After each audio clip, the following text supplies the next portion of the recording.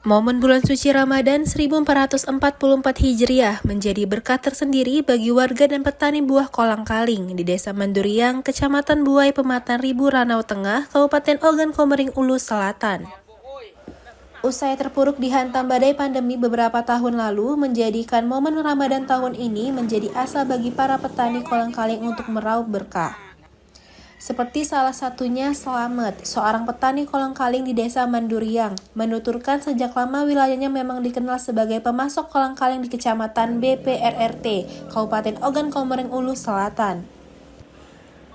Meski banyak pula kolang-kaling dari berbagai desa di kecamatan lain, tetapi kualitas kolang-kaling Desa Manduriang tetap diunggulkan dan yang terbaik. Saat mendekati bulan Ramadan, produksi kolang-kaling meningkat hampir 3 kali lipat, dan selama Ramadan berlangsung sedikitnya sekitar 3-4 ton buah kolang-kaling berhasil diproduksi.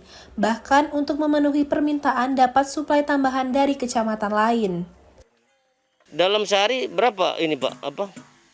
Penghasilan kita dapat dari ini Pak? Setengah kintal dalam sehari-hari. Berapa omset yang kita dapat? Duit yang kita dapat? Paling 4.000 dalam per kilo. Per kilo? Jadi 200 dalam per hari. 200.000? Saat ini harga jual keluar kota mencapai Rp9.500 per kilogram, sedangkan penjualan untuk di wilayah Ogan Komering Ulu Selatan berkisar di angka Rp8.000 per kilogram. Dari Ogan Komering Ulu Selatan, Teddy Hendrawan, iNews melaporkan.